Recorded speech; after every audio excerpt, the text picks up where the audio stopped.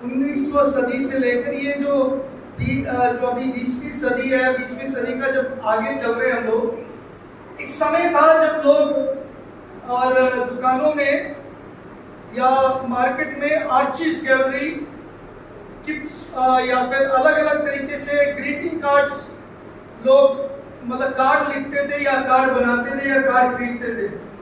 अगर किसी को कुछ कहना है तो वो कार्ड के उसके द्वारा वो जाहिर करते थे।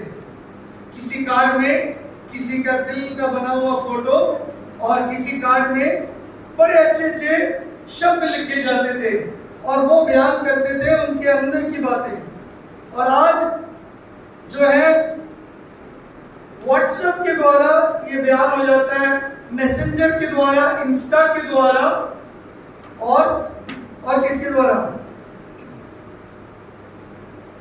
व्हाट्सएप, मैसेंजर, इंस्टा, फेसबुक, कोई मैसेंजर, हाँ जी, स्नैपचैट, टेलीग्राम, इस सब के द्वारा बयान करते हैं। और हाल में मैंने एक मैसेज पढ़ा, गलत फैमिली में मत लेना, नहीं रहना कि मेरे लिए मैसेज था, लेकिन मैंने एक मैसेज पढ़ा और उस मैसेज में इस प्रकार लिखा है, तू मेरे ब्रेड का पीनट बटर है, मेरे टिफिन बॉक्स के लिए तुम ही मेरी रोटी हो। मैं उसका अंग्रेजी का हिंदी बना के सुना रहा हूँ। मैं सोचता हूँ तुम्हें सुबह और शाम को, और रात दिन तुम्हारे बिना मुझे नींद नहीं आती। एक एक पल तुम्हारे बिना मैं रह नहीं सकता, मैं रह नहीं सकती। तुम ही मेरे सब कुछ हो। मैं आंखें खोलूं, मैं पलकें खोलूं तो तुम्हें को देखूं। इस प्रकार के बयान शब्द होते हैं कि तुम्हारे बिना मैं जी नहीं सकता, जी नहीं सकता। आज बहुत सारे लोग की जिंदगियों में ऐसा बना है, किसी के बिना जी नहीं सकते। आज यहाँ बैठे हुए बहुत सारे लोग हैं, आप कहते होंगे तेरे बिना मेरा जीना मुश्किल है। अपनी पति को कहते होंगे, शायद कोई बॉयफ्रेंड गर्लफ्रेंड उनके मन में लड्डू फूटा होगा, अरे पास्टर जी ने मेरी बात कह दी कि हम उसके बिना भी नहीं रह सकते। है कोई ऐसा जिसमें आप सोचते इसके बिना हम रह नहीं सकते? एक ही आवाज नहीं आ रही। बहुत सारे लोगों की जिंदगियों में आप किसी के बिना रह नहीं सकते कह सकते हो, लेकिन एक जन है या एक बात है जिसके बिना हम रह नहीं सकते, वो है परमेश्वर की उपस्थिति। आमीन, हालेलुया। आज सुबह अगर कोई खास है, अगर कोई जो मेरे लिए प्रिय है, अगर कोई ऐसा जन है जिसके बिना मैं जी नहीं सकता, वो परमेश्वर है। आमीन। मेरे प्रियो, उसके वायदे जो बाइबल में है, उसके वायदे इस बात को जाहिर करता है, उसके वायदे ये पूरे होते हैं कि वह हमारे संग हमेशा है। पिता परमेश्वर, प्रभु परमेश्वर का जो नाम है, यावे नाम है, उस यावे नाम का एक नाम है जो यिर्मयाह नबी की पुस्तक यिर्मयाह नबी और उसके 48 अध्याय उसकी 35 आयत में लिखा है, यहोवा शम्मा उसका नाम है। क्या नाम है? यहोवा शम्मा का मतलब है परमेश्वर यहाँ पर मौजूद है, परमेश्वर यहाँ है। आज परमेश्वर की उपस्थिति को हम भूल चुके हैं। We forget God's presence, we forfeit God's presence, that's why we get into trouble. आज बहुत सारे लोग परमेश्वर की उपस्थिति को खो चुके हैं, उसके उपस्थिति में नहीं चल रहे, उसके उपस्थिति से दूर हो गए, इसलिए वो आज मुश्किलात में हैं। प्रभु के लोगों, आपके बारे में, विश्वासी जनों, आपके लिए बहुत सारे विश्वासी परमेश्वर की उपस्थिति को खो चुके हैं, परमेश्वर की उपस्थिति में नहीं चल रहे, इसलिए मुसीबत, परेशानी, दुख, तकलीफों के बीच में से वो निकलते हैं। और बहुत सारे समय पर प्रभु की उपस्थिति ना होने का भी उनको एहसास नहीं होता। उपस्थिति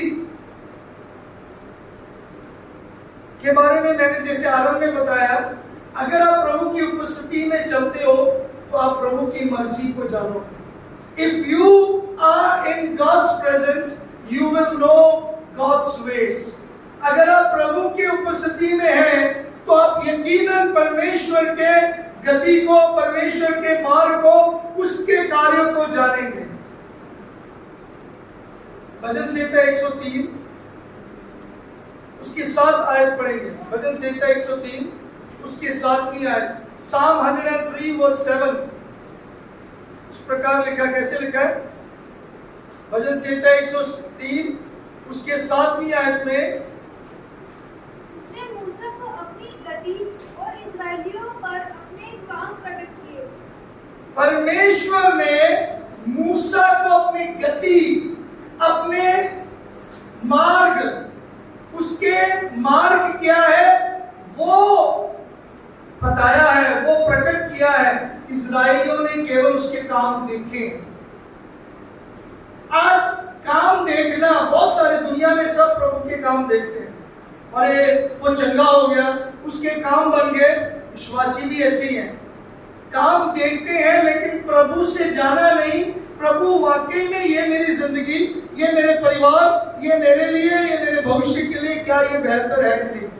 क्या परमेश्वर आप इसमें हो या नहीं? आज बहुत सारे समय पर हम परमेश्वर की उपस्थिति को नहीं ढूंढते, नहीं खोजते। और परमेश्वर की उपस्थिति, परमेश्वर हर जगह मौजूद है। मेरे प्रियो, कितनी एक सुंदर बात है जब हम इस बात को जानते हैं कि मेरा परमेश्वर हर जगह मौजूद है। चाहे वो आंसू बहाने का समय हो, चाहे रोने का समय हो, चाहे हम उछल कूद कर हम जश्न मना रहे हैं उस समय पर भी, चाहे अच्छा समय, चाहे बुरा समय, चाहे हमारी जिंदगी में दर्द का समय, चाहे हम बीमारी के क्लेश में से निकले, भजन संहिता जैसे भजनकार बोलता है, चाहे मैं मौत की वादी में से भी होकर चलूं, तू मेरे साथ रहता है। कितनी एक तसल्ली वाली बात है कि हमारा परमेश्वर हमारे संग है हमेशा। मूसा ने परमेश्वर की उपस्थिति को अनुभव किया और मूसा ने परमेश्वर के मार्गों को जाना है। परमेश्वर क्या चाहता है, परमेश्वर की क्या इच्छा है, परमेश्वर से बातचीत करता रहता था और परमेश्वर की उपस्थिति को देखकर उसके जीवन में आशीषमय वो हुआ, उसके चेहरे चमक गया। जब वो परमेश्वर की उपस्थिति में समय बिताते थे और जब वो लोगों के पास आता था तो क्या होता था, उसके गाल चमक जाते थे और उसके जो मुंह पर जो उसके जो चमक थी वह सब देखने पर थे। हालेलुया। आज विश्वासियों के चेहरे पर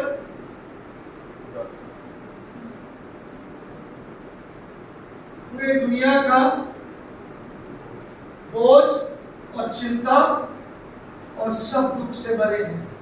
बहुत से कम या नाम मात्र है विश्वासी जो हमेशा हंसमुख रहते हैं, जो हमेशा हर समय पर प्रभु में आनंदित रहते हैं, वो बहुत कम है। कारण क्या, हर एक का मुंह उतरा होता है क्योंकि दिन भर रात भर काम करते हैं। कुछ लोग काम भी नहीं करते इसलिए भी उतरा होता मुंह। और फिर दुनिया भर के जो दुनिया और दुनिया की सब बातों को वो सामना करते हैं। आइए मेरे साथ निकालें निर्गमन की पुस्तक, एक्सोडस चैप्टर 33, निर्गमन के पुस्तक उसके 15 और 16 आयत को पढ़ेंगे। Exodus chapter 33 verse 15 and 16। निर्गमन की पुस्तक 33 अध्याय 15 और 16 आयत। उसने उनसे कहा, यदि तू आप ना चले तो हमें यहाँ से आगे ना ले जा। ये कैसे जाना जाए कि तेरे अनुग्रह की दृष्टि मुझ पर और अपनी प्रजा पर है? क्या इससे नहीं कि तू हमारे संग संग चले, जिससे मैं और तेरी प्रजा के लोग पृथ्वी भर के सब लोगों से अलग ठहरे। मेरे प्रियो, परमेश्वर के कामों के बारे में सबने सुना है।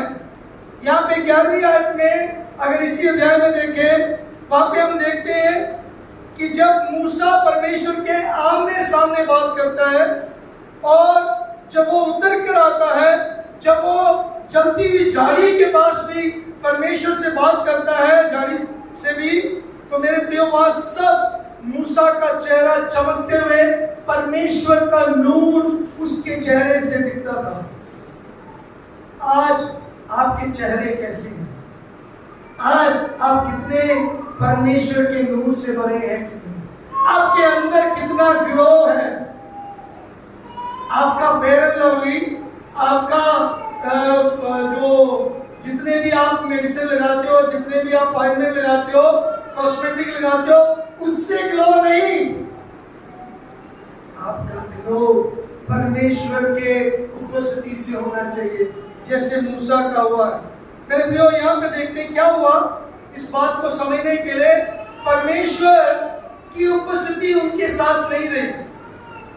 कई लोगों ने ये बात सोचा है कि परमेश्वर हर जगह मौजूद है, तो जो व्यक्ति बाहर में जाता है वहां पे भी परमेश्वर, ऐसे मत सोचना।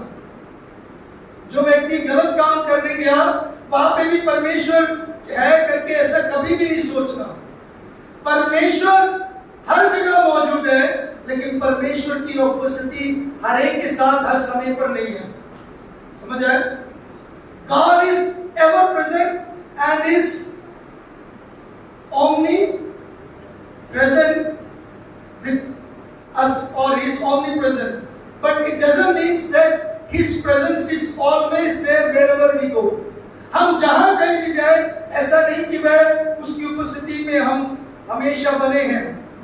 कई बार आप और मैं प्रभु से दूर शैतान के कार्य में जाते हैं, दुष्ट के काम करते हैं, और फिर कहते हैं हमारे जीवनों में ऐसी मुश्किल क्या आई। मैं बीते दिनों में अपने पर्सनल स्टडी में मनस्या के बारे में पढ़ रहा था।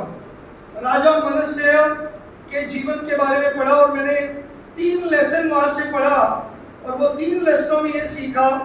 अगर आप पढ़ोगे, दूसरे इतिहास की पुस्तक, अभी समय नहीं है, आप नोट कर लेना, लिखने वाले लिख सकते हैं। दूसरे इतिहास उसके 33 अध्याय में मनस्या राजा के बारे में है। मनस्या राजा के जो पिता है उनके बारे में देख सकते हैं। उन्होंने परमेश्वर की नजरों में जो सही था वही किया, लेकिन मनस्या ने अपनी नजरों में जो उसको सही था वो किया। और आखिर में जब मनस्या के ऊपर मुश्किल आई, जब वो दुखी हुआ, वो परेशान हुआ, जब वो हारा, जब वो प्रभु के उपस्थिति से दूर होने की बात को अपने जीवन में मुश्किलों के कारण समझा, मेरे प्रियो, तब उसने अपने जीवन में सुधारने के लिए प्रभु से माफी मांगी, सुधरने के लिए प्रभु से माफी मांगी। इस निर्गमन के पुस्तक 33 अध्याय में 1 से 3 आयतों में अगर हम पढ़ते हैं, वहां पे हम देख सकते हैं परमेश्वर ने मूसा और इस्राएलियों को कनान देश में भेज दिया। बोला तुम जाओ, लेकिन मैं तुम्हारे संग नहीं हूं। ये देखो, पढ़ो वहां पे 3री आयत में लिखा है, तुम लोग उस देश को जाओ जिसमें दूध और मधु की धारा बहती है, परंतु तुम हठीले हो, इस कारण मैं तुम्हारे बीच में होके ना चलूंगा। ऐसे ना हो कि मैं मार्ग में तुम्हारा अंत कर डालूं। मेरे प्रियो, बहुत सारे समय पर परमेश्वर हमारे संग नहीं रहता, परमेश्वर की उपस्थिति हमारे संग नहीं चलते, क्योंकि हम हठीले बन जाते हैं।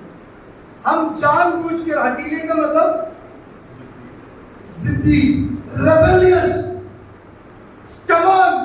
हमें पता है, मुझे कल कोई पूछ रहा था, कई लोगों को पता है ये गलत है, वो जानबूझकर करते हैं, पाप या गलती बार बार करते हैं, और परमेश्वर उनको फिर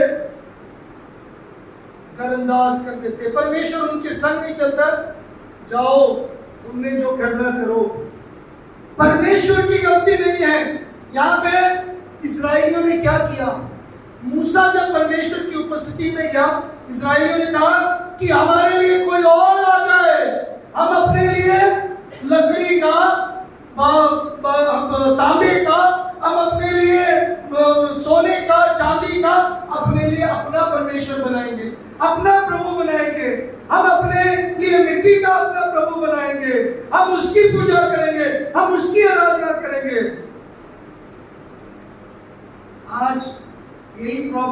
बहुत सारे लोगों में अपने तरीके से अपने हमने प्रभु बना लिए। यहाँ पे हम देख सकते हैं 4 आयत में, और जब प्रभु ने ये खबर सुनते ही इजरायली क्या हुए कि परमेश्वर हमारे संग है, तो इजरायली क्या हुए, क्या करने लगे, मिलाप करने लगे, मिलाप करने लगे, मिलाप नहीं, मिलाप करने लगे, रोने लगे, दुखी होने लगे। लेकिन बहुत सारे लोग दुखी नहीं होते। कुछ लोग ऐसे होते हैं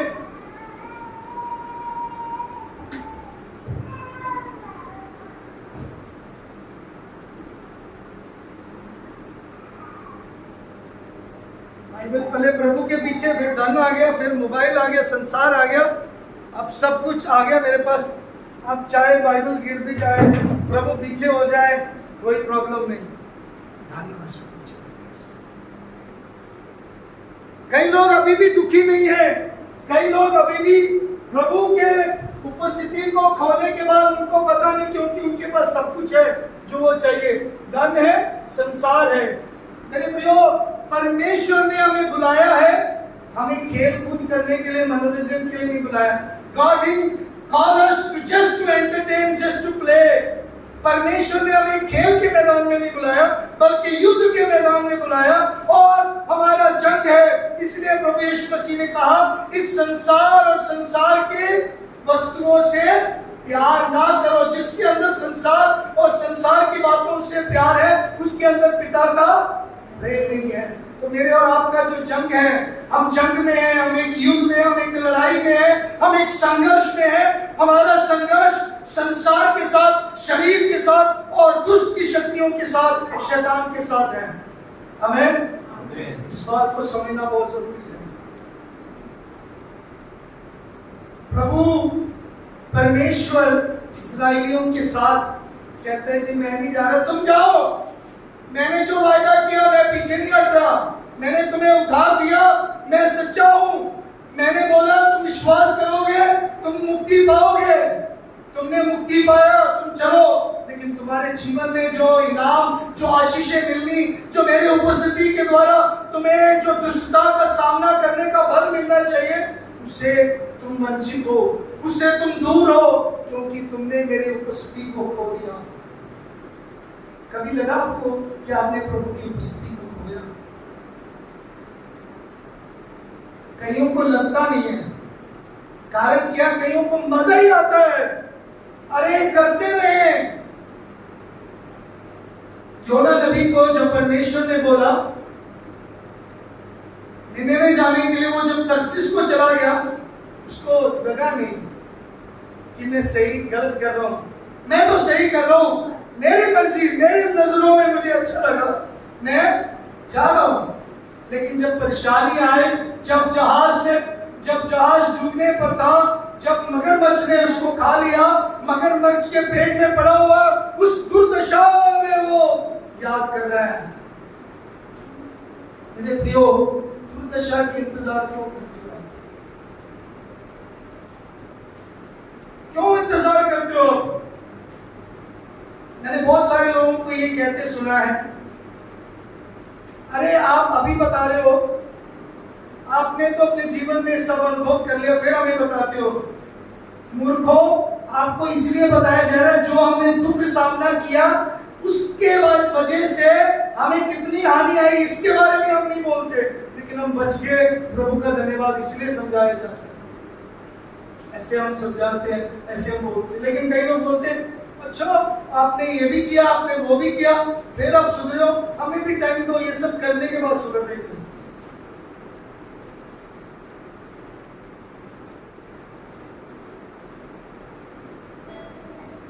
मेरे प्रियो, ध्यान रखो आप कैसे जीवन व्यतीत करें। सो मैं अभी बताना चाहता हूं, प्रभु की उपस्थिति को पहचानने के लिए 2 बातें जल्दी से जल्दी ध्यान देंगे। हाउ वी कैन रिकॉग्नाइज और how we know that God's presence is with us. Many times we miss God's presence. हम परमेश्वर की उपस्थिति को खो देते हैं। We forfeit the presence of God But here Moses is giving in chapter 33 verse 15 two reasons for not forfeiting the presence of God. वो प्रभु की उपस्थिति को नहीं खोना चाहते, उसके दो कारणों को देखते हैं। पहली बात 16 है, उसकी पहली हिस्से में क्या लिखा है?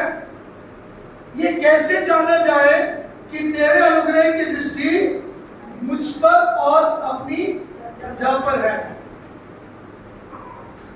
प्रभु की उपस्थिति इस बात को दर्शाता है कि प्रभु का अनुग्रह हमारे पर है। हालेलुया। अगर आप परमेश्वर के अनुग्रह पाए हुए हैं, अगर आप परमेश्वर की आशीषें पाए हुए हैं, तो वो आपको अलग करता है। तब इससे पता लगता है कि आप परमेश्वर के उपस्थिति में हैं। You understand?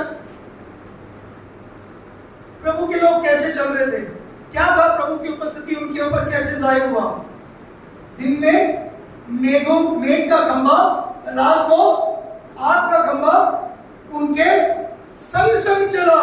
इससे पता लगता है कि प्रभु की उपस्थिति है। मेरे प्रियो, प्रभु की उपस्थिति के बारे में आप में से बहुत सारे लोग गवाही देते हैं, देखो परमेश्वर ने अपने दूतों को भेजकर हमें बचा लिया, हमारे इस मुश्किल से बचा लिया। ये प्रभु की उपस्थिति का है।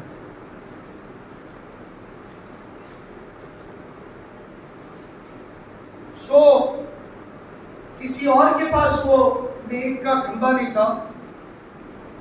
जब वो सफर कर रहे थे, जब वो ट्रैवल कर रहे थे, परमेश्वर उनकी अगुवाई कर रहा था, परमेश्वर उनके लिए प्रबंध कर रहा था, परमेश्वर उनके संग रहा, उनको निर्देश दिया और उसकी उपस्थिति के साथ उसने उनके लिए सब कुछ किया।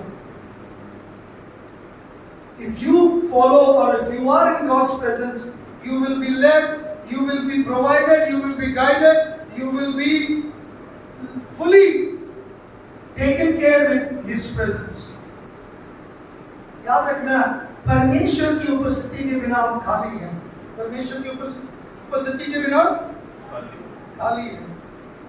और आगे इसी आयत के दूसरे हिस्से को जब पढ़ते, 16वें आयत के दूसरे हिस्से को, क्या इससे नहीं कि तू हमारे संग संग चले, जिससे मैं और तेरी प्रजा के लोग पृथ्वी पर के सब लोगों से अलग थे।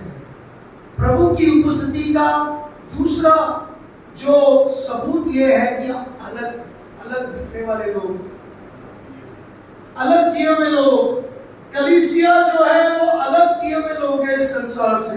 हमारा पहरावा अकेले अलग नहीं है, हमारा रहन सहन, हमारी बातचीत, हमारी बोली, हमारा चाल चलन बिल्कुल अलग होना चाहिए।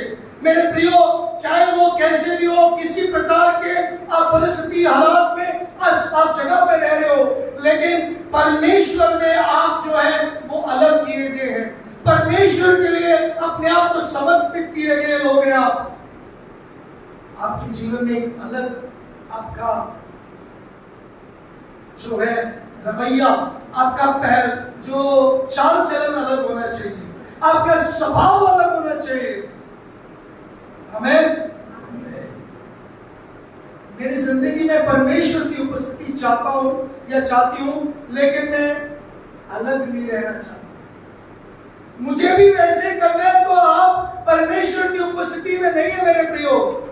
मैं आपको बताना चाहता हूं, if we don't walk separate from this world, that means we are not in God's presence.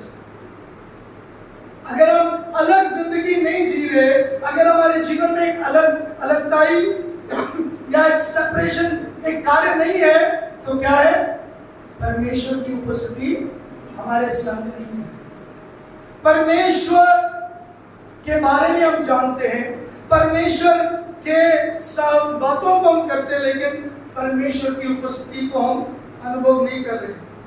10वीं आयत को थोड़ा ध्यान दीजिए। इस्राएलियों ने कैसे विलाप किया? 10वीं आयत पे आने से कैसे विलाप किया उन्होंने गहना पहनना छोड़ दिया। वहां पे लिखा है ना 4वीं आयत में, ये बुरा समाचार सुनकर वे लोग विलाप करने लगे और कोई अपने गहने पहनते हुए ना रहा। मतलब उन्होंने सब कुछ छोड़ दिया, वो बहुत दुखी हुए। और आज विश्वासी जन दुखी नहीं होते और वो ज्यादा प्रभु से दूर होते हैं। आज मान लीजिए एक संडे चर्च नहीं आए, 2 संडे चर्च नहीं आए, तो कितने संडे मिस हो गए। कोई घर बैठे रोते थोड़ी कि चर्च नहीं गए, तो आज चलो आज टीवी देख लिया, आज घूमने चले गए, आज शॉपिंग कर लिया, आज घर का काम कर लिया, दुख थोड़ी हुआ कि प्रभु की उपस्थिति में नहीं गए। मेरे प्रियो, मैं आपको यह बताना चाहता हूं, प्रभु के नजदीकी में, उसकी उपस्थिति में आनंद की भरपूरी है। Near his presence, in his presence there is joy, fullness of joy। अगर आप आनंदित रहना चाहते हो, अगर आप सच में बहुत खुश रहना चाहते हो, प्रभु की उपस्थिति में आइए। प्रभु की उपस्थिति वहां पे है जहां पे परमेश्वर की चमक, परमेश्वर से बातचीत करते हैं, परमेश्वर की बातों को आप सुनते हैं, जहां पे परमेश्वर की बड़ाई होती है, जहां पे परमेश्वर की महिमा होती है। प्रभु की उपस्थिति इसमें नहीं है, मोबाइल में नहीं है, प्रभु की उपस्थिति यूट्यूब में नहीं है, प्रभु की उपस्थिति आपके टीवी में, टेलीविजन में नहीं है। प्रभु की उपस्थिति प्रभु के चेहरे को देखना है। When you face him, sit with him, उसके सम्मुख बैठते हो, आप उसको आमने सामने देखते हो, आप उससे बातचीत करते हो, उसके बारे में जानते हो, तब आप प्रभु की उपस्थिति को अनुभव करते हो। मेरे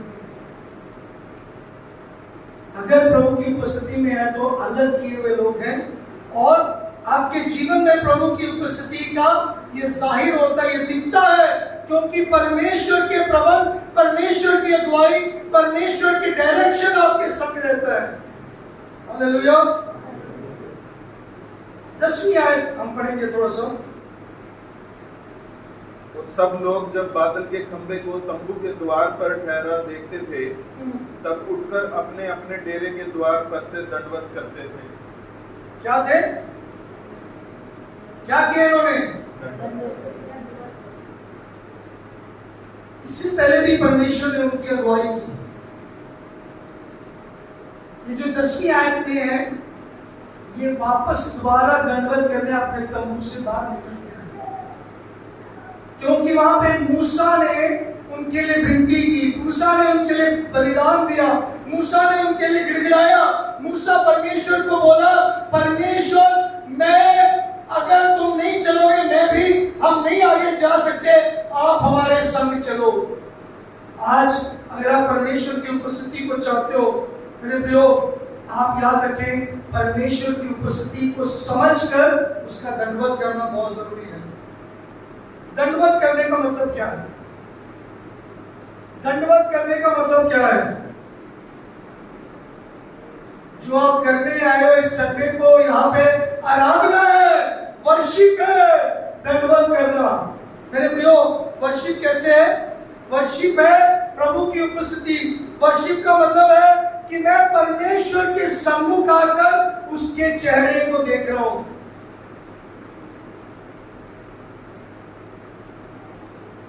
यहां पे लोगों ने शायद इसलिए प्रभु के सम्मुख उसकी आराधना किया, क्योंकि वो शायद डरते थे, हम अगर प्रभु की आराधना ना करें क्या हो जाएगा?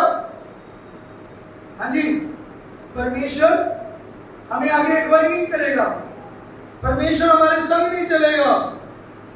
उन्होंने सोचा कि ऐसे करने से, प्रभु की आराधना करने से, प्रभु हमारे और देखे, हमारे संग चले। और मैं आपको बताना चाहता हूं, जब उन्होंने दंडवत किया, चेंजेस आ गए, चेंज आ गया। आप अगर दंडवत करते हो, आप अगर प्रभु के सामने झुकते हो, अपने जीवन में चेंज देखोगे। क्या हुआ था? क्या हुआ? चेंज क्या है? उन्होंने देखा कि परमेश्वर आगे, फिर हम देख सकते हैं 14 आयत में परमेश्वर के वचन बताते हैं, जब मूसा आकर बोलता है, वहां पे देख सकते हैं, मूसा बोलता है 13 आयत से, अब यदि मुझ पर तेरे अनुग्रह की दृष्टि हो तो मुझे अपनी गति समझा दे, जिससे जब मैं तेरे ज्ञान पाऊं तब तेरे अनुग्रह की दृष्टि मुझ पर बनी रहे। फिर इसकी भी स्तुति कर कि ये जाति तेरी प्रजा है। यहोवा ने कहा, मैं आप चलूंगा, तुझे विश्राम दूंगा। 14 आयत को अगर कंपेयर करें तीसरी आयत और 5वीं आयत के साथ, तो वहां परमेश्वर के गुस्से को, परमेश्वर के क्रोध को, परमेश्वर की नाराजगी को देख सकते हैं। तीसरी और पांचवी आयत में परमेश्वर नाराज हुआ। मेरे प्रियो, आज आपके लिए आराधना दंडवत करना कितना मुख्य है, या आपके पास जवाब है? आराधना का मतलब है प्रभु की उपस्थिति में जाकर प्रभु के और से प्रभु से पाना, प्रभु से सुनना, प्रभु से हासिल करना है। कितने लोग हैं जो संडे को आकर वापस जाकर बोलते हैं आज प्रभु ने मेरे से बात की। इस सप्ताह में प्रभु इस वचन के साथ मुझे बंधे। आप में से बहुत सारे लोग बोलते हैं वचन सुनने के बाद आज पास्टर जी ने ज्यादा टाइम ले लिया, आज मेरा वो खाना रुक गया, आज मुझे वहां जाना था, ये करना था, आज मेरे से ये काम नहीं हुआ, पास्टर जी आज मेरे ऊपर ही बोल रहे थे, पता नहीं मुझे आज पास्टर जी ने ऐसा कर दिया, आज ये वचन ठीक नहीं था, बोरिंग था। प्रभु की उपस्थिति में जब हम आते हैं, मेरे प्रियो ध्यान रखो, एक बात जरूर याद रखना है, आपके जीवन में एक जोश होना चाहिए प्रभु की उपस्थिति में। द इम्पोर्टेंट थिंग, और जरूरी है आज सुबह प्रभु की उपस्थिति के बारे में अनुभव करने के लिए। प्रभु की उपस्थिति, प्रभु की आराधना एक जगह नहीं है, एक तरीका नहीं है, एक कुछ साज बजाने वाले यंत्र नहीं है। प्रभु की आराधना वाकई में उससे पाना है, उसके साथ मुलाकात करना है।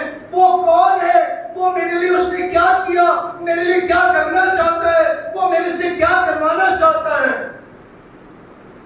आज बहुत से मसीह लोग जन्म से मसीह, नए बने मसीह।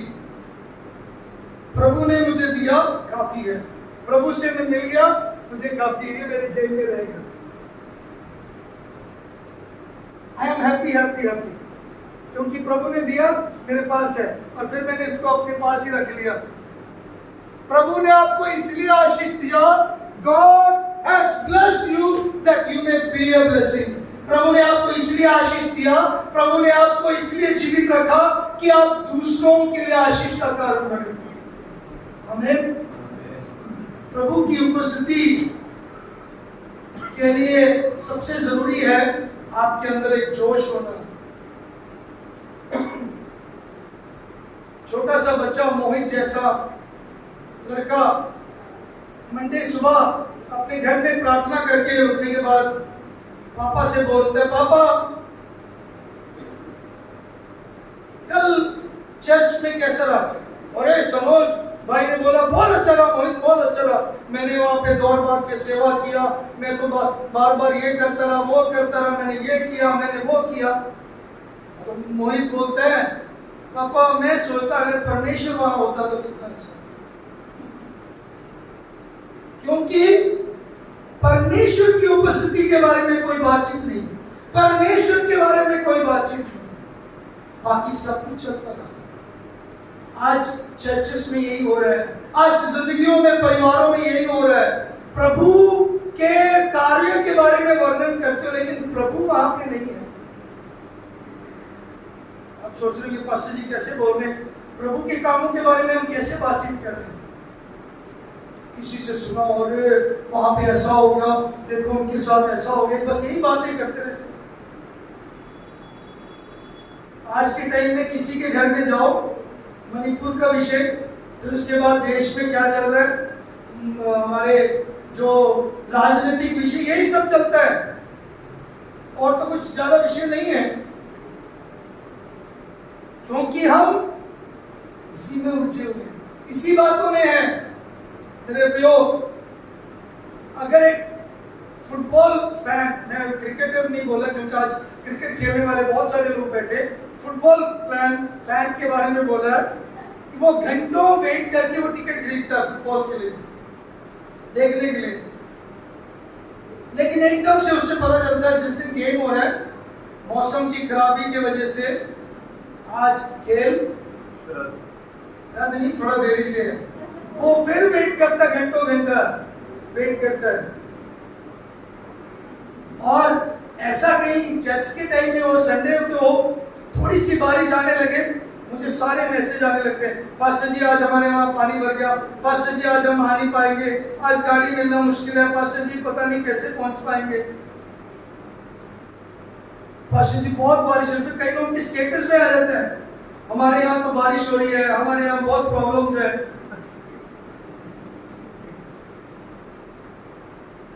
आप परमेश्वर के उपस्थिति के लिए आपके पास मन में कोई जोश नहीं है। वो जोश इसलिए नहीं है क्योंकि आपको इच्छा ही नहीं है परमेश्वर की उपस्थिति के लिए। You don't have a passion for God's presence because you don't enjoy God's presence. Do you want to enjoy God's presence? कैसे पैशन आता है आपका, ये जोश कैसे आता है? कई लोगों के लिए आराधना मरा हुआ आराधना है, बोरिंग आराधना है, आज बेकार आराधना है, कहाँ चर्च चले गए, कहाँ बैठे, इससे अच्छा तो गदर 2 देख लेते तो अच्छा था। सारा कहते इससे अच्छा जो छुट्टी दी तो मैं चट्टा तू पता नहीं क्या नया नाम डाल लेते हैं पंजाबी फिल्म की। प्रभु की उपस्थिति को अनुभव करने के लिए, जोश आने के लिए सबसे मुख्य कारण, सबसे मुख्य जरूरत क्या है? ध्यान दीजिए, क्या करता है मूसा? जाकर परमेश्वर के सामने क्या करते हैं? अपने अंगीकार करता है। यहाँ पे देखो इजरायलियों ने क्या किया, परमेश्वर से दूर होते हुए अपने लिए अपने लकड़ी के, अपने रूप के, अपने साथ के, अपने जैसे मूर्तें चुन लिया, अपने जैसे मूर्तें चुन लिया। मुझे जो पसंद है वही मुझे चाहिए, ये मेरे को अच्छा लगता है, ये मेरे से बात करता है, ये मेरे जैसे ही है, ये मेरे बारे में सोचता है, मेरा ख्याल रखता है, इसको मैं ज्यादा समय दूंगा। ऐसे मूर्त हमने बनाए हुए हैं। ये बंदा बस मेरी तारीफ करता है, मेरे बारे में बोलता है, मेरे लिए जब भी मैं इससे बात करूं मुझे बड़ा अच्छा लगता है। ये आपके मूर्त है। आजकल मसीहों विश्वासियों में आपसे बात कर रहा हूँ, आप कोई बुत परस्ती नहीं कर रहे, लेकिन मुझे पता है आप में से कोई भी मूर्ति के सामने नहीं झुक रहे, लेकिन आपके लिए जहां ज्यादा समय बिताया जाता है, आपके गीत संगीत, आपके जहां जहां आपका जो समय, जिन दोस्तों के साथ, जिस नौकरी में, जिस पेशे में आप समय बिताते हो, जिनके लिए आप समय बिताते हो, वो आपका क्या बन गया? वो आपके लिए, वो आपके प्रभु बन गए। वो आपके लिए क्या बन गया? आपके प्रभु बन गए। तो वहां पे कन्फेशन की बहुत जरूरत है। आप वापस आइए और जरूरत है कि प्रभु को कहें, प्रभु हमने आपकी उपस्थिति को खोया। कहने का मतलब पहली बात पैशन, दूसरा प्रभु के लिए हमारे प्रायोरिटीज बताते हैं कि वाकई में प्रभु की प्रेजेंस है। प्राथमिकता क्या है? क्या होना चाहिए? प्राथमिकता। चौथी आयत में जब हम देखते वहां पे, जब लोगों को ये बुरा समाचार सुना, लोग क्या करने लगे? मिलाप अकेले नहीं, उसके बाद क्या किया? उनके गहने उनके लिए क्या थे? मूर्त बन गए थे, उनकी मूर्तियां थी। That were their idols. They left that. They thrown it away.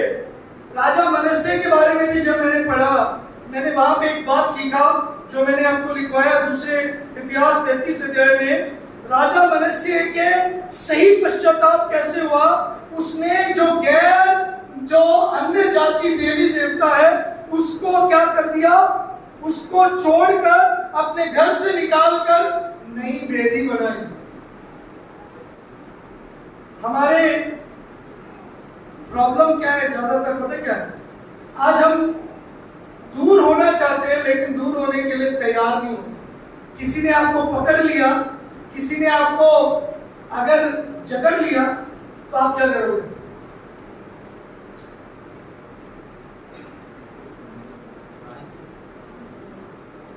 Ravi कम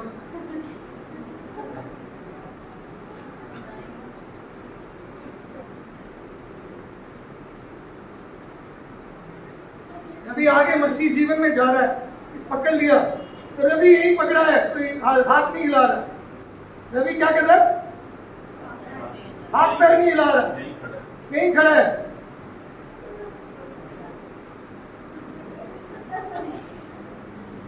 रवि अगर विश्वास के साथ अगर निकलेगा तो वो उस बंदे में से निकल पाएगा। उसकी प्रायोरिटीज उसको खुद सेट करना है। परमेश्वर ऊपर से आकर उसको ये नहीं कहेगा जा जा जा रवि।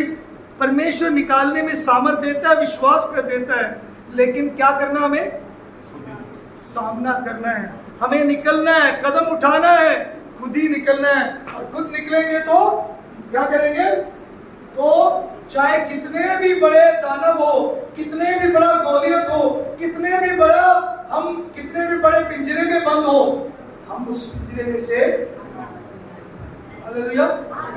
आपको शत्रु ने अगर रोक के रखा है, आपको अगर इस संसार के चिंताओं ने, बोझ ने आपको दबा के रखा है, मेरे प्रियो, मेरा परमेश्वर, हमारा परमेश्वर प्रभु यीशु मसीह कहता है मेरे पास आओ, मैं तुम्हें क्या दूंगा, विश्राम दूंगा। यहाँ पे इस्राएलियों को प्रभु क्या बोल रहा है, मैं, यहोवा ने कहा मैं आप चलूंगा और तुझे विश्राम दूंगा। हालेलुया। आज अगर आप विश्राम पाने चाहते हो तो प्रभु की उपस्थिति में चलो। If you want to take rest, if you want to relax, if you want to enjoy life, if you want to rejoice in the Lord, I tell you, take and go with the presence of God. प्रभु की उपस्थिति में चलो। मेरे प्रियो, प्रभु की उपस्थिति आपकी प्राथमिकता होनी चाहिए। ना सिर्फ आपका जोश, बल्कि not only your passion, but His presence should be your priority also. आपकी प्राथमिकता क्या है? आज हम परमेश्वर की जगह पर अपने कारोबार, मेरी नौकरी, मेरी जिंदगी, मेरे बच्चे, मेरा परिवार, मुझे वो बात बहुत अच्छी लगती है जब प्रभु के वचन में हम पढ़ते हैं कि प्रभु ने हमारे लिए सब कुछ कर दिया, हमने क्या किया। इसलिए यीशु मसीह पतरस को बोलता है कि क्या तू मुझसे प्यार करता है कि नहीं। पतरस बोलता है हाँ प्रभु, तू जानता है मैं तुझसे प्यार करता हूं। हमारी प्राथमिकता क्या है? सुबह उठते ही हमारी प्राथमिकता क्या है? हम सप्ताह के पहले हमारी प्राथमिकता क्या है? मेरे प्रियो, अगर आप नौकरी में परमेश्वर का मान करोगे, अगर आप कारोबार में परमेश्वर का मान करोगे, अगर आप पढ़ाई में परमेश्वर का मान करोगे, अगर आप अपने परिवार में परमेश्वर का मान करोगे, अगर आप अपने व्यक्तिगत जीवन में परमेश्वर का मान करोगे, अगर आप अपने रिश्ते में परमेश्वर का मान करोगे, परमेश्वर को प्राथमिकता दोगे, मैं आपको बोलता हूं इस सब में आप सफल होंगे। अगर नहीं दोगे, आपके रिश्ते में असफलता रहेगी, आपकी शादी में, आपके परिवार में, आपके कारोबार में, आपके हर पढ़ाई के क्षेत्र में आप हमेशा रोते दुखी रहोगे। आमीन। सच्चाई है। जिन्होंने परमेश्वर को आगे नहीं रखा,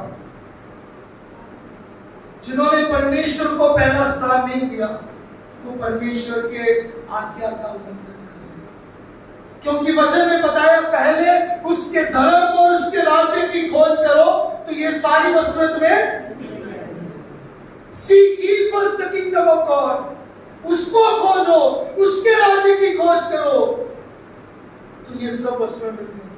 लेकिन हम खोजते हैं इसके पीछे, ये दुनिया, ये ऐशो आराम, ये धन दौलत के पीछे जा रहे हैं हम। मुझे बहुत सुंदर और बहुत अच्छा लगता है वो प्रभु के वचन, प्रभु के दास जो बोलते हैं, मैं लड़कपन से लेकर बुढ़ापे तक कभी भी धर्मी को टुकड़े मांगते हुए नहीं देखा। ये वास्तव सच्चाई है। जो प्रभु के पीछे उसकी डेरे में है, उसके विश्वासी है, उसको किसी बड़ी वस्तु की गति नहीं हुई।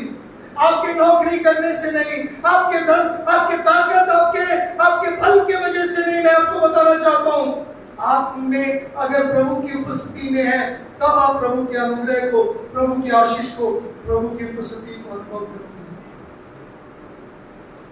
याद रखें, ना सिर्फ आराधना जोश से और प्राथमिकता में होनी चाहिए, बल्कि आराधना में आपका पर्सनल आराधना कितना है। इसी 10वीं आयत में वो क्या देखते हैं, जब लोगों ने क्या किया, तब लोग सब बादल के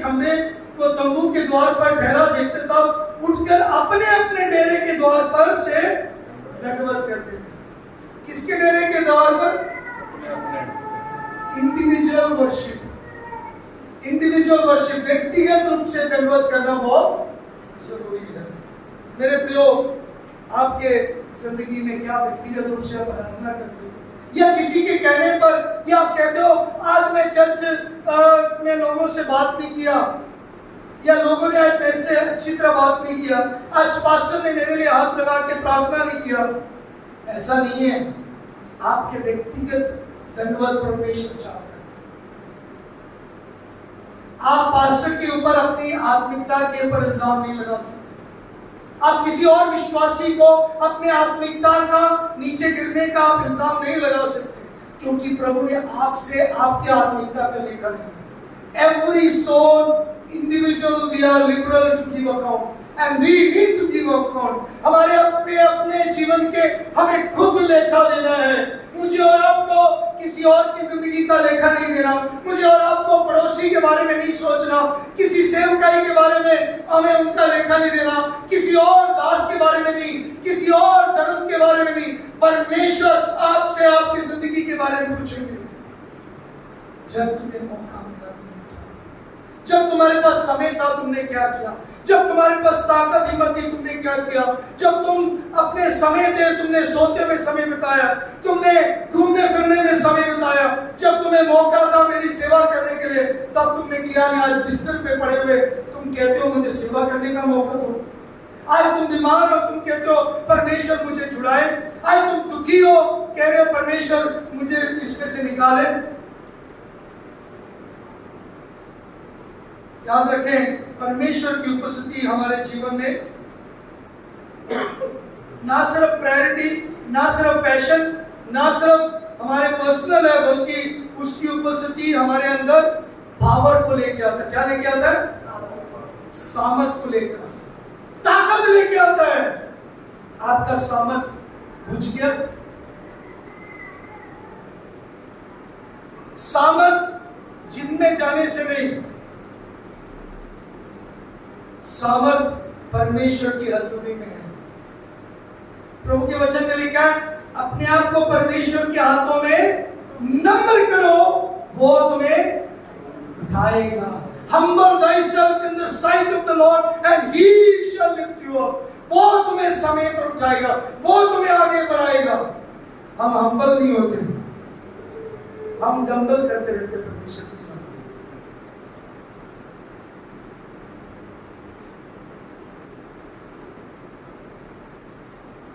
आपका हम्बलनेस आपके हलीमी ताकत लेके आता है। जब इन्होंने जाना, इजराइलियों ने जाना, मूसा क्या करता है, परमेश्वर के सामने प्रार्थना करता है। 13वीं 12 और 13 में समय नहीं है, लेकिन परमेश्वर से बोलता है प्रभु अगर यदि मुझ पर तेरे अनुग्रह की दृष्टि हो तो मुझे अपनी गति समझा दे। See how he is pleading, how he is interceding, how he is coming to the Lord and asking Lord's favor। प्रभु के अनुग्रह को चाह रहे हैं। अगर प्रभु का अनुग्रह हम चाहेंगे, उसमें नम्र होंगे, दीन होंगे, मेरे प्रियो, प्रभु हमें सामर्थ दिखाएगा। क्या आप परमेश्वर की उपस्थिति को अपने जीवन में अनुभव करते हैं कि नहीं? जब लोग आपसे बातचीत करते हैं, जब लोग आपसे मिलते हैं, क्या आपके जीवन में वो एक ऐसी बात देखते हैं कि वाकई में इसके जीवन से मेरा जीवन तब्दील हुआ, इनसे मिलने से, इनके जीवन के द्वारा मेरे जीवन में एक बदलाव आया। आपके कारोबार में, आपके कामकाज के, नौकरी की जगह पर, आपके स्कूल में, आपके पढ़ाई के क्षेत्रों में, आपके घर परिवार में, आपके सोसाइटी में, आपके रहने के स्थान में, क्या आप एक प्रभावशाली हैं? क्या आपकी जिंदगी के द्वारा आपने किसी को प्रभु के पास लेके आने के लिए विवश किया? किसी को आपने प्रेरणा दी, किसी की आपने मदद किया, किसी की सहायता किया? मेरे प्रियो, मैं आपको बताना चाहता हूँ, इस संसार में आपने जो अपने लिए किया उसका प्रभु कुछ नहीं पूछेगा। आपके पास जो अपने लिए है उसका नहीं प्रभु पूछेगा। प्रभु पूछेगा तो मेरे लिए तुमने क्या किया। मैं आपको बताना चाहता हूँ, आने वाला दिन, आने वाले समय इस बात का पूरा संकेत दिखाता है कि परमेश्वर का आना नजदीक है। उसके आने में कोई देरी नहीं है, उसके आने में कोई रुकावट नहीं है, उसके आने में कोई भी कमी नहीं है।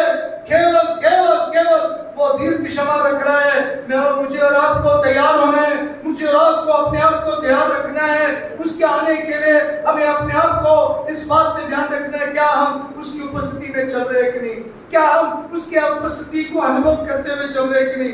क्या हम उसके सामर्थ में चल रहे हैं कि नहीं? आज क्या आप उसकी आवाज सुनकर अपने आप को परमेश्वर के हाथ में सौंपोगे?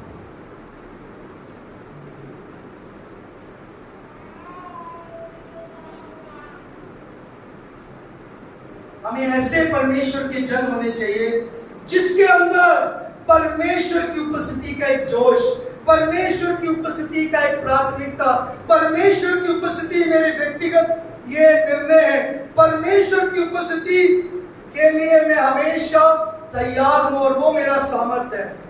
इसके लिए मुझे तैयार रहना, ना कि मुझे शो देखने के लिए, ना कि मुझे समय बिताने के लिए, क्योंकि मैं आपको बताना चाहता हूं आपका हर एक समय परमेश्वर के सन्मुख बिताया हुआ, ये परमेश्वर क्या करेगा? परमेश्वर, हाँ जी, परमेश्वर के सन्मुख बिताया हुआ हर एक समय परमेश्वर आपको आशीष देगा। आमीन, आमीन। क्या परमेश्वर के उपस्थिति के खोजी हैं या भाग रहे हैं? याद रखो, उसकी उपस्थिति के बिना ना जाए। आज आए हो कि उसकी उपस्थिति के बिना आप यहाँ से ना जाएं। आपकी जिंदगी में अगर आप परमेश्वर को समझना चाहते हो, उसके मार्गों को जानना चाहते हो, मैं आपको बताना चाहता हूँ, आपने जो मूर्तें बनाए हैं उसको निकाल डालो और प्रभु के सामने वेदी बनाओ। आप एक स्टेप लीजिए, आप एक कदम उठाइए। डैनियल के साथ शद्रक, मेशक, अबेदनगो थे, मतलब तीनों जब प्रभु के उस वचन को उन्होंने पूरा करते हुए, उन्होंने ये नहीं कहा परमेश्वर बचाएगा इसलिए हम पिंजरे से या हम आग से दूर रहेंगे। नो, पहले आग बुझने दो फिर हम जाएंगे, ऐसा नहीं।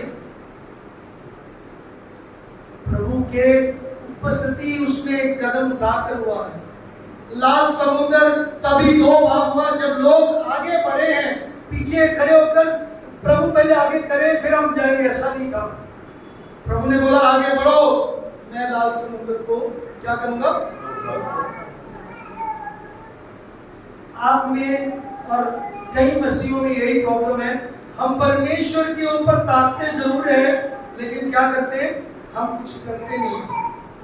परमेश्वर हमारे कामों के द्वारा नहीं, उसने अपने काम किए, लेकिन परमेश्वर हमारा निर्णय चाहता है, परमेश्वर हमारा कदम चाहता है, परमेश्वर हमारी इच्छा को देखना चाहता है। इन लोगों ने क्या किया? अपने अपने डेरे के सामने क्या किया? दंडवत किया। तब क्या किया? तब प्रभु ने बोला मैं तुम्हारे संग चलूंगा और मैं तुम्हें विश्राम दूंगा। If you take a personal decision this morning, I tell you, you will never ever miss God's presence. अगर आप व्यक्तिगत निर्णय लेते हो, आप किसी के बारे में ना सोचें, आंखों को बंद करें, सिरों को झुकाएं, just think about yourself. अपने बारे में सोचें, अपने बारे में विचार करें, just think about yourself. केवल अपनी जिंदगी के बारे में सोचें, ध्यान दें। ऐसा कितना समय आया, कितनी बार आपने ऐसा किया कि आपने प्रभु की उपस्थिति को ठुकराया, आप प्रभु की उपस्थिति में नहीं थे, आप दिखावे की जिंदगी जी रहे हैं, आप एक नकलीपन जिंदगी जी रहे हैं। कोई भी इधर उधर नहीं देखेगा, कोई भी ध्यान इधर उधर नहीं लगाएगा, केवल अपने जीवन पर ध्यान दीजिए।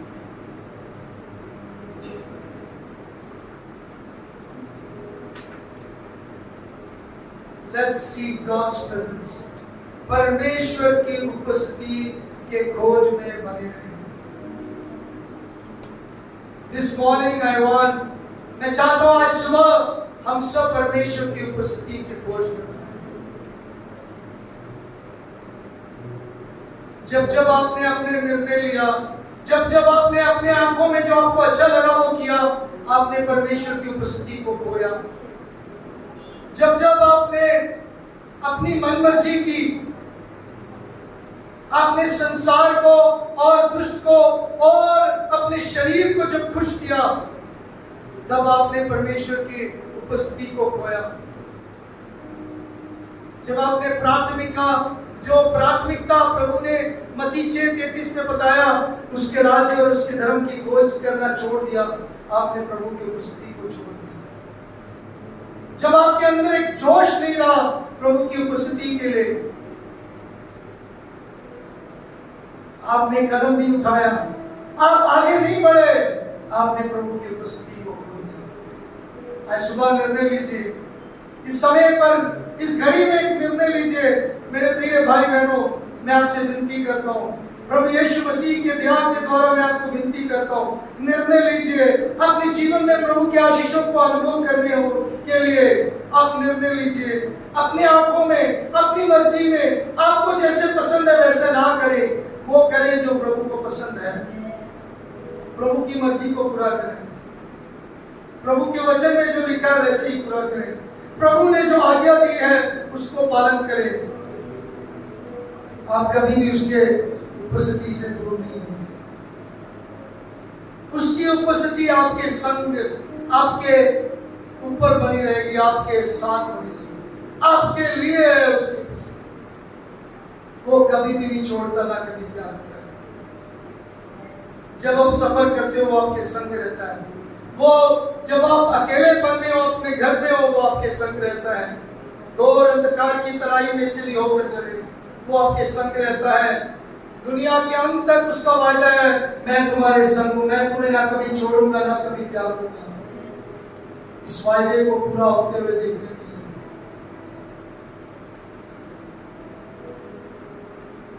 प्रभु में जोश, प्राथमिकता, व्यक्तिगत रूप से दंडवत करना, आराधना करना और उसके सामर्थ्य में बने रहना बहुत आवश्यक है।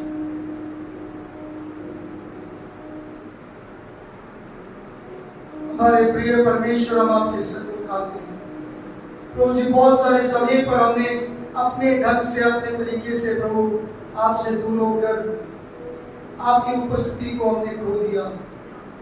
अपनी मनमर्जी करते हुए, आपके वचन का उल्लंघन करते हुए, अशांति में, परेशानी में और प्रभु परमेश्वर दुर्दशा में, बीमारी में, दर्द में पड़कर हमने आपकी उपस्थिति को खोया। प्रभु हमने आपको जैसे प्राथमिकता देना चाहिए नहीं दिया था, हमने जैसे आपके लिए जोश और कदम उठाना चाहिए था हमने नहीं किया, जैसे व्यक्तिगत रूप में आपकी आराधना करना चाहिए, आपको दंडवत करना चाहिए, हमने नहीं किया।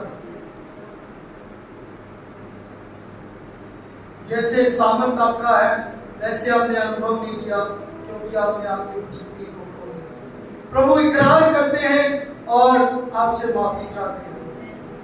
प्रभु अपनी इस कलीसिया के लिए, इस सेवा के लिए और यहाँ बैठे हुए हर एक जन के लिए मैं आपसे माफी चाहता हूँ। प्रभु जी, इनकी जिंदगियों को आप क्षमा करें। प्रभु व्यक्तिगत रूप से एक एक जन की माफी मांगे, वो आपके प्रभु जी उपस्थिति को एहसास करते हुए आगे बढ़े। धन्यवाद आपने हमसे बात किया, धन्यवाद आपने हमें कुछ समय आपकी हजूरी में, आपके सम्मुख प्रभु परमेश्वर आपके नाम को महिमा देने, धन्यवाद करने के लिए भजन संहिता के द्वारा, प्रभु जी प्रार्थना के द्वारा, गवाहियों के द्वारा, वचन सुनाने के द्वारा, भेंट के द्वारा समय दिया, उसके लिए धन्यवाद। सब बातों के लिए धन्यवाद। सारे आदर महिमा आपको देते हुए यीशु मसीह के नाम से।